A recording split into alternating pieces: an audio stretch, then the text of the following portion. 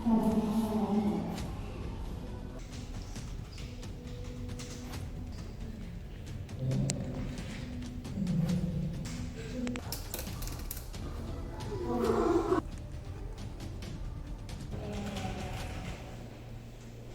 kali banyak tugas, tapi bingung ngatur prioritas.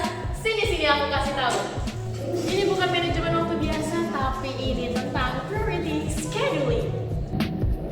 Oke, bayangin teman-teman, kalian punya 3 tugas yang harus kalian kerjain. Pertama, tugas Manpro, yang deadline-nya itu hari ini. Terus tugas SO, yang deadline-nya itu 3 hari lagi lah. Sama tugas bahasa Inggris teman-teman, yang deadline-nya minggu depan. Nah, kalau kalian nggak bisa ngatur prioritasnya gimana? Kalian harus bisa nentuin prioritasnya, karena kalau misal kalian ngerjain tugas bahasa Inggris dulu karena kalian lagi mood, yang ada malah bikin tugas kalian itu jadi kacau. Bisa jadi tugas Manpro yang deadline-nya itu paling dekat, jadi nggak bisa selesai tepat waktu. Nah, di dunia komputer teman-teman, kalau kejadian seperti hal kayak gitu, itu bikin sistem jadi nggak efisien. Makanya komputer punya cara memilih algoritma yang tepat untuk mengerjakan proses-proses sesuai prioritasnya. Nah, algoritma itu disebut sebagai priority scheduling. Priority scheduling adalah salah satu penjadwalan CPU dalam sistem komputer, yang mana setiap proses diberi nilai prioritas. Semakin tinggi nilai prioritasnya, maka semakin cepat pula CPU akan menjalankan proses tersebut.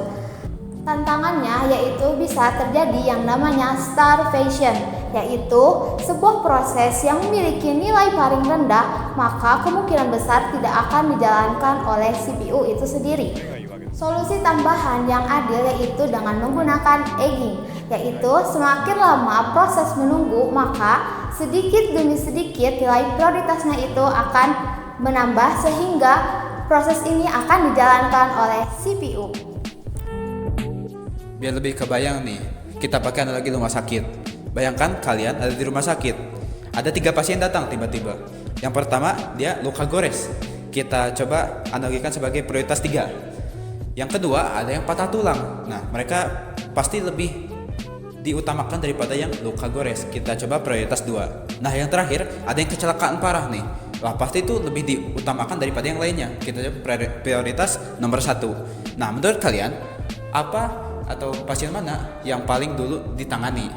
Ya pasti pasien nomor 3. Kenapa? Karena pasien nomor 3 sudah parah, sudah paling membutuhkan. Itulah kenapa nanti rumah sakitnya akan lebih dulu menangani pasien 3. Itulah analogi dari priority scheduling. Proses mana yang paling membutuhkan, dialah yang paling duluan diprioritaskan atau dieksekusi oleh sistem.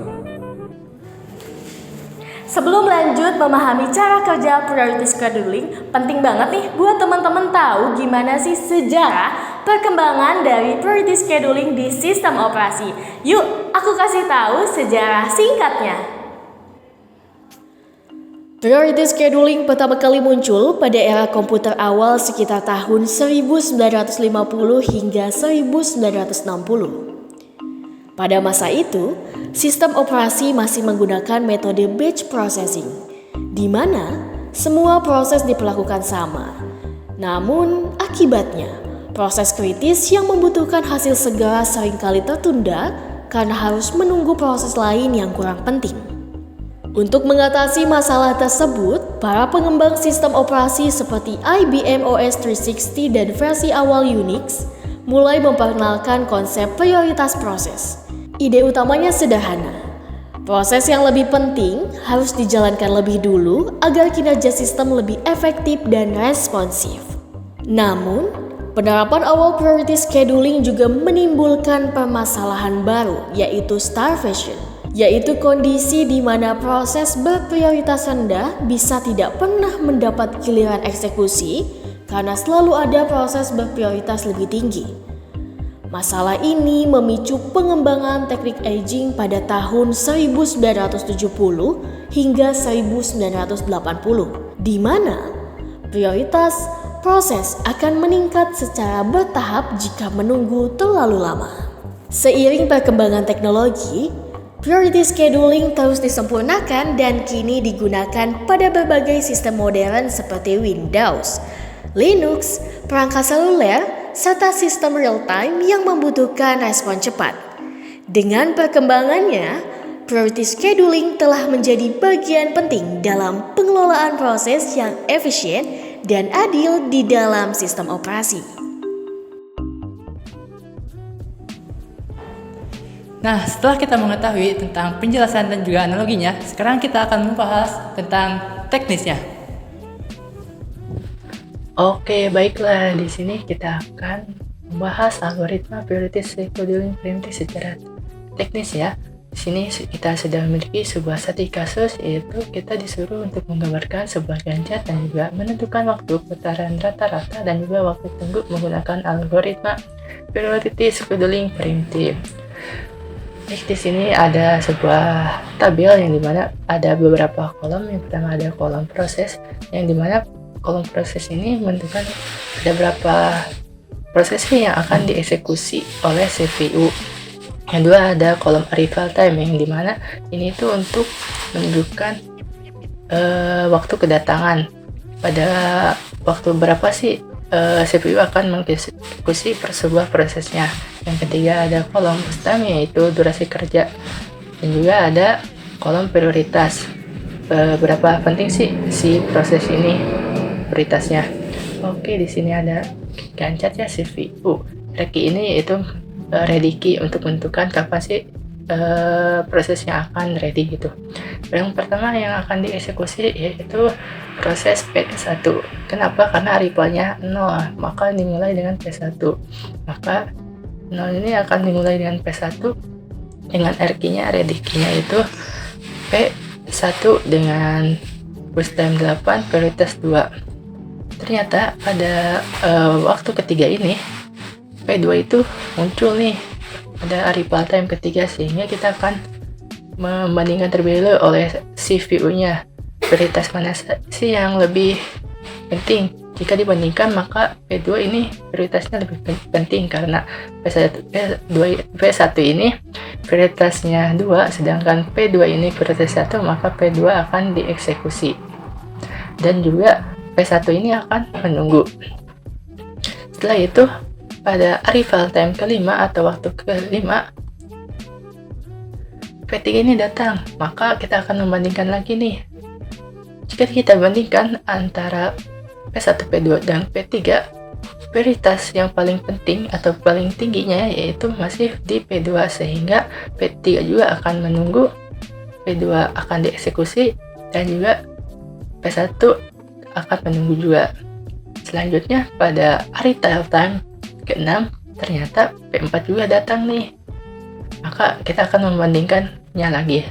Jika kita membandingkannya, ternyata ada prioritas yang tinggi, ada 2 gitu prioritas yang tingginya, sama-sama 1 gitu, sehingga jika prioritasnya sama-sama tinggi, yang dibandingkan selanjutnya itu boost time-nya. Jika kita bandingkan antara boost time yang P2 dengan P4, yang lebih kecil yaitu P2, karena di sini boost time-nya tinggal 3, sedangkan P4 yaitu masih 6. Oh ya, maaf, untuk pembandingannya itu boost time yang paling rendah ya, sehingga yang akan dieksekusi masih dengan P2, sehingga P4 masih menunggu, P3 masih menunggu, P2 akan dieksekusi oleh CPU, dan juga P1 akan masih menunggu. Selanjutnya, dikarenakan di sini sudah selesai, sehingga tinggal menunggu selesai aja nih yang P2.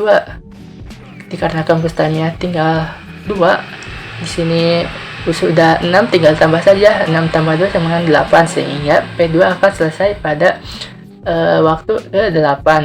Selanjutnya kita akan membandingkan lagi mana sih yang akan dieksekusi. Sama ya, menentukannya itu dengan yang paling tinggi prioritasnya. Prioritas yang paling tinggi setelah P2 itu kan P4, maka yang akan dieksekusi selanjutnya yaitu P4. P4 akan dieksekusi, P3 masih menunggu, P1 juga masih menunggu. Akan P4 nih akan habis pada waktu ke-6, tinggal tambah saja dengan waktu sebelumnya, 8 ditambah 6 sama dengan P4 akan selesai dieksekusi pada waktu ke-14. Dikarenakan P2 dan juga P4 sudah selesai dieksekusi oleh CPU, maka kita akan membandingkan lagi ya antara P3 atau P1 yang akan dieksekusi. Dikarenakan prioritasnya sama-sama 2, maka kita melihat bustamnya, itu mencari bustam yang paling rendah jika dibandingkan antara P3 dan P1. Yang bustam yang paling rendah yaitu P3, sehingga proses selanjutnya yang akan dieksekusi yaitu P3 dan juga P1 akan menunggu. Dikarenakan bustamnya tinggal 2, P3 ini tinggal kita tambahkan saja si 14 ditambah 2, maka P3 akan berhenti di waktu 16. Kan sudah dieksekusi semua ya, tinggal P1. Maka P1 akan dieksekusi dengan bustam masih 5, tinggal tambahkan saja 16 tambah 5, maka P1 akan berhenti pada waktu 21. Nah, begitulah algoritma cara kerja algoritma priority scheduling, yang dimana bisa saja yang pertama kali dieksekusi akan dieksekusinya terakhir, tergantung bagaimana prioritasnya. Selanjutnya, dikarenakan yang ditanyakan yaitu kita mencari waktu putaran rata-rata dan juga waktu tunggu rata-rata. Di sini ada rumusnya ya untuk mencarinya. Yang pertama ada turn arrow time atau mencari waktu putarannya, yaitu exit dikurang arrival time. Exit itu dapat dari mana sih? Exit itu didapat dari kapan sih waktu si proses ini selesai gitu kan. P1 ini selesai pada waktu 8. P2 maaf ya, P2 ini selesai pada waktu 8, P4 selesai pada waktu 14, P3 selesai pada 16, P1 selesai pada waktu 21. Tinggal tuliskan saja pada kolom exit time ini. Tinggal kita kurangkan saja dengan arrival time. Arrival time yang ini ya, 0356. Tinggal dikurangkan saja, 21 dikurang 0, 21, 8 dikurang 3 sama dengan 5, 16 dikurang 5 sama dengan 11, 14 dikurang 6 sama dengan 8. Selanjutnya kita menghitung waiting time atau waktu tunggu, yaitu turn around time dikurang boost time. Turn around time ini setelah mendapatkan nilainya dikurang boost time. Boost time itu waktu kerjanya, tinggal dikurang aja 8, 5, 2, 6, tinggal dimasukkan saja dan dijumlahkan. 21 dikurang 8 sama dengan 13, 5 dikurang 5 sama dengan 0, 11 dikurang 2 sama dengan 9, 8 dikurang 6 sama dengan 2. Kan ditanyakan tuh mencari waktu putaran rata-rata dan waktu tunggu rata-rata. Sehingga rumusnya itu kita jumlahkan semua turn around time ini, hasil turn around time ini dibagi dengan n-nya itu ada berapa banyak sih proses yang ada pada soal atau CPU eksekusi. Kan di sini prosesnya itu ada 4, maka dibagi 4. Jadinya jumlahkan semua turn around time ini, tambahkan dikurang 4, maka 21 ditambah 5 ditambah 11 ditambah 8 dibagi 4, maka hasilnya akan 11,25 milisecond. Sama ya seperti yang waktu putaran rata-rata, rumusnya itu untuk mencari waktu tunggu rata-rata tinggal jumlahkan saja yang waiting time ini terus dibagi n-nya itu banyaknya proses yang dieksekusi pada soal atau CPU.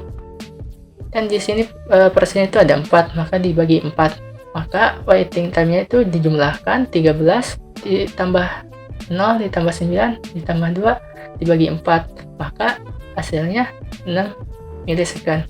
Nah, begitulah jika kita mencari putaran rata-rata dan juga waktu tunggu rata-rata menggunakan algoritma priority scheduling preemptive.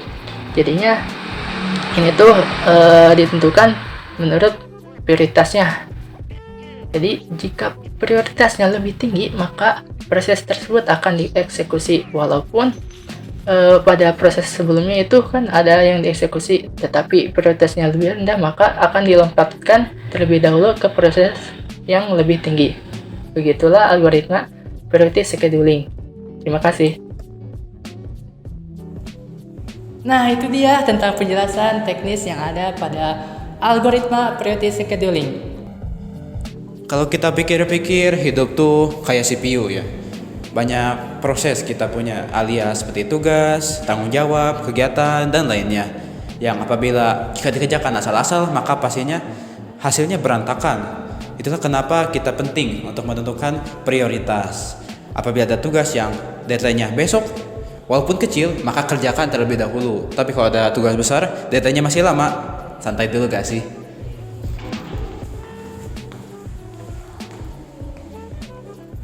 Jadi kesimpulannya, algoritma priority scheduling ini ngajarin kita buat milih mana yang paling penting untuk dikerjain duluan. Bukan cuma di komputer aja, tapi di kehidupan sehari-hari juga. Mulai dari sekarang, kalau kalian mau ngerjain tugas, tanya dulu ke diri kalian, yang ini penting banget gak sih? Kalau iya, kerjain duluan ya. Makasih udah nonton, semoga kalian semua bisa makin jago untuk mengatur prioritas baik di kehidupan maupun dalam pelajaran. Bye-bye.